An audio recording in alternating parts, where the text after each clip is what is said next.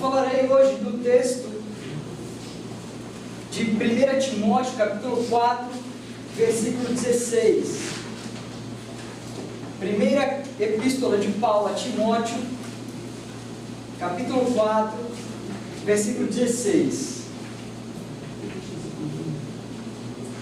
A carta de Paulo a Timóteo trata de conselhos e advertências a um jovem ministro.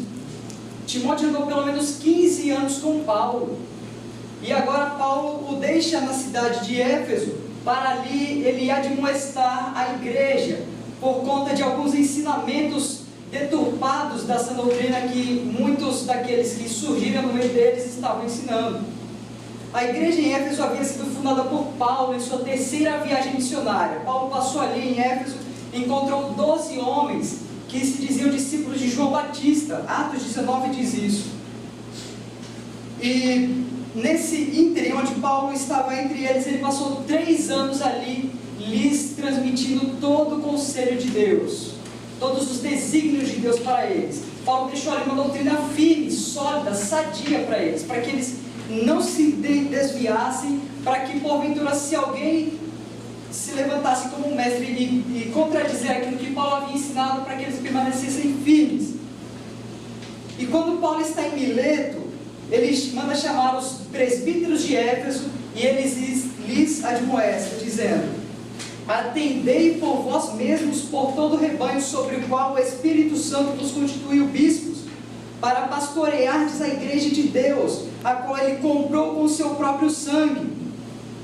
Eu sei que depois da minha partida, entre vós penetrarão lobos vorazes, que não pouparão o rebanho, e que dentre vós mesmos se levantarão homens falando coisas pervertidas, para arrastar discípulos atrás deles. Não demorou muito para que essa profecia de Paulo acontecesse.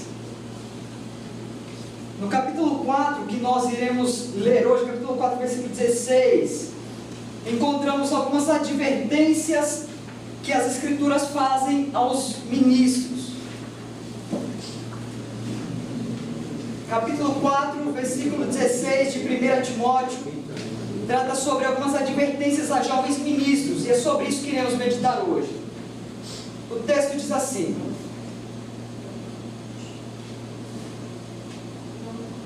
tem cuidado de ti mesmo e da doutrina, continua nestes deveres, porque fazendo assim, salvarás tanto a ti mesmo como aos seus ouvintes. Quando Paulo citou seu amigo Timóteo, seu companheiro de jornada, a cuidar de si mesmo, ele não tinha simplesmente a sua vida física ou a sua vida espiritual. Timóteo tinha que cuidar de si mesmo, ele tinha que cuidar da sua vida espiritual, física, sua vida emocional, sua vida social, sua vida familiar. Timóteo estava incumbido de cuidar de si mesmo. É claro que Timóteo não era um espírito desencarnado, ele precisava realmente cuidar da sua família, precisava cuidar do seu corpo. Mas o texto aqui, ele traz uma ideia de que Paulo ele tem que cuidar de si mesmo, mas na sua área espiritual. O contexto de 1 Timóteo 4, ele deixa claro o que é que Timóteo tem que fazer para cuidar de si mesmo. Cuidando de nós mesmos, cultivando a nossa vida espiritual em oração em particular. O Senhor Jesus nos ensinou isso, dizendo que quando nós orarmos, devemos entrar em nosso quarto, fecharmos a porta e ali orar a nosso Pai que está em secreto. Não somente ele ensinou teoricamente, mas em sua vida prática. O texto de Lucas 5:6 diz que ele se retirava para lugares desertos e ali orava. Ora, pensemos, se Cristo, que era Deus e que é Deus, orava, quem dirá nós, fracos e indignos servidores seus? Precisamos orar, precisamos cuidar de nós mesmos, precisamos cuidar da nossa alma, velar pela nossa alma. Cuidamos de nós mesmos, examinando e meditando nas Escrituras. Por ter a incumbência de expor e ensinar as Escrituras, nós, aqueles que estamos acostumados a pregar, temos a tendência de, ao ouvirmos um sermão ou descobrirmos algum ponto importante na Escritura, nós pensamos: nossa, isso aqui eu vou aplicar em tal dia para que tais pessoas ouçam. Mas nós nos esquecemos de que somos tão pecadores quanto os nossos ouvintes, e precisamos ser exortados e admoestados pela palavra de Deus também. Precisamos ser alimentados por Deus, e isso nós fazemos meditando nas Escrituras. Vários pastores já testemunharam que, com o passar do tempo, a tendência de nós nos tornarmos profissionais naquilo que fazemos, a ponto de não nos humilharmos mais diante do trono da graça de Deus, para recebermos graça e misericórdia, para aconselharmos os cristãos, prepararmos os nossos sermões, resolvermos os problemas que nos são apresentados diariamente. Nós pouco procuramos a oração e o conselho de Deus a partir das Escrituras para isso. Cuidado para que nós não sejamos profissionais do púlpito, como alguns dizem. Se negligenciarmos a oração particular e a meditação nas Escrituras, nosso coração esfriará, nossa alma atrofiará, e os nossos sermões serão como pérolas, belos e bem trabalhados, mas sem vida. Pérolas não germinam nem dão frutos. As Escrituras nos advertem a cuidar da doutrina, isso é muito importante. O termo grego aqui usado para doutrina é didascalia, que formalmente usado indica a doutrina cristã ortodoxa, transmitida pelos apóstolos fiéis a Cristo, e que é a fonte original desses ensinamentos. Tal vocábulo significa simplesmente ensino, instrução, mas nessa epístola assume um significado mais formal, indicando o sistema cristão ortodoxo, aquilo que eles ouviram de Jesus. Jesus considerava que Moisés era autor do Pentateuco. Jesus considerava que Davi realmente existiu. Jesus considerava que tantos outros que hoje nos é dito que eles não existiram, Jesus considerava tudo isso. Isso é considerado uma fé cristã ortodoxa. Paulo adverte de forma veemente: ordene, ensine, alimente-se da boa doutrina, ao passo que ele manda rejeitar as fábulas profanas no versículo 7. Interessante aqui, fábulas profanas, é literalmente traduzida, essa expressão diria mitos profanos. O adjetivo bêbelo significa profano, vazio, e fábulas aqui é uma tradução do vocábulo grego mitos ou mutos, que significa conta, história, mito, fábula. Veja que já havia liberado naquele tempo. Já haviam pessoas querendo distorcer essa doutrina e querendo infiltrar um gnosticismo para que eles pudessem formular outras doutrinas que não ortodoxas. Se porventura alguém ensinasse outra doutrina e não concorda com as sãs palavras de nosso Senhor Jesus Cristo e com o ensino segundo a piedade, ou seja, que não concordasse com o cristianismo ortodoxo conforme o autor sagrado o compreendia, então é porque esse alguém se deixará arrastar pelo orgulho, sem nada saber, mas tão somente atarefado com loucas especulações. Note que essas epístolas de Paulo, tanto 1 Timóteo, 2 Timóteo e Tito, são caracterizadas por uma ênfase à sã doutrina. Paulo está advertindo que Timóteo e Tito devem zelar pela sã doutrina. Não deixe que os falsos mestres a deturpem. Zelem pela doutrina como zelam pela sua própria alma.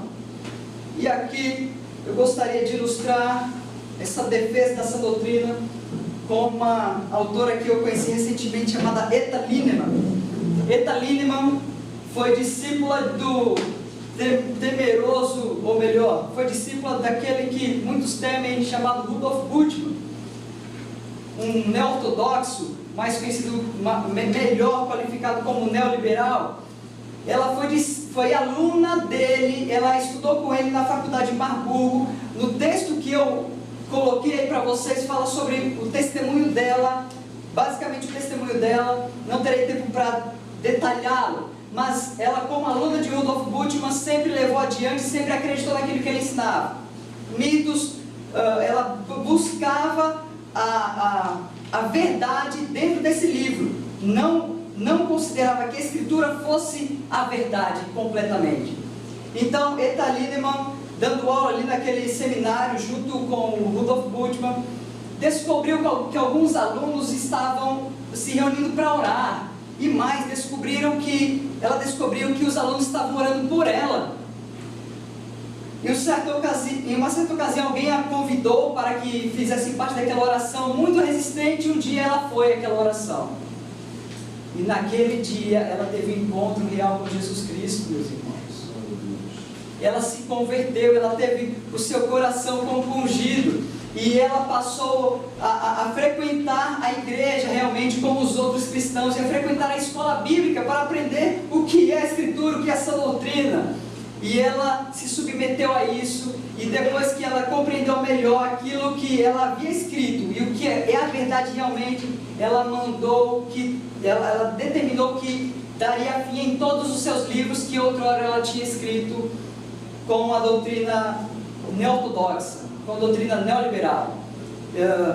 Que Jesus não era Deus, que Jesus não havia ressuscitado, não havia nascido da Virgem e tudo mais. Ela renunciou a tudo isso. E aí escreveu 2 livros, Crítica Histórica da Bíblia e a Crítica Histórica, a Crítica da Bíblia sobre... E tenho muito a aprender com ela. Ela formou um pastor brasileiro, Augusto de Cudemos, alguns de vocês conhecem. Ele aprendeu com ela a defender e essa paixão pela sã doutrina, pela inerrância das Escrituras. Veja que estão tomados por pessoas que já não creem mais nos fundamentos da fé, na inerrância bíblica, no nascimento virginal, na ressurreição de Cristo.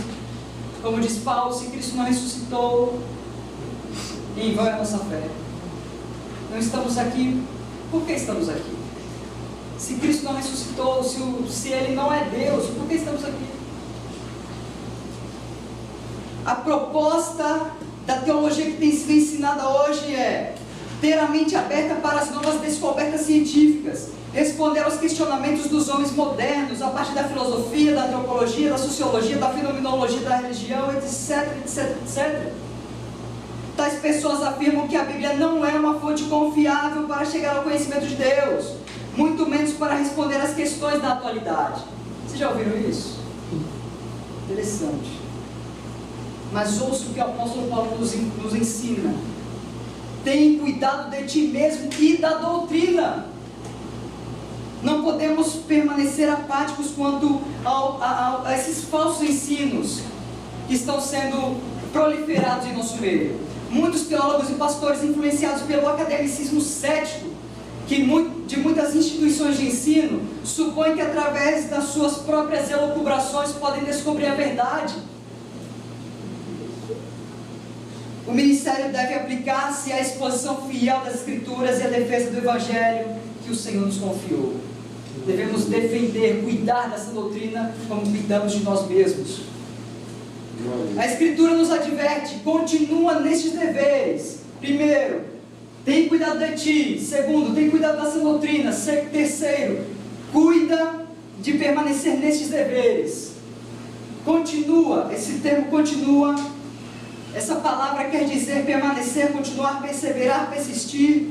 Também devemos observar aqui o presente do indicativo no original grego, e deve haver um cuidado contínuo, acompanhado de permanente perseverança na vida piedosa.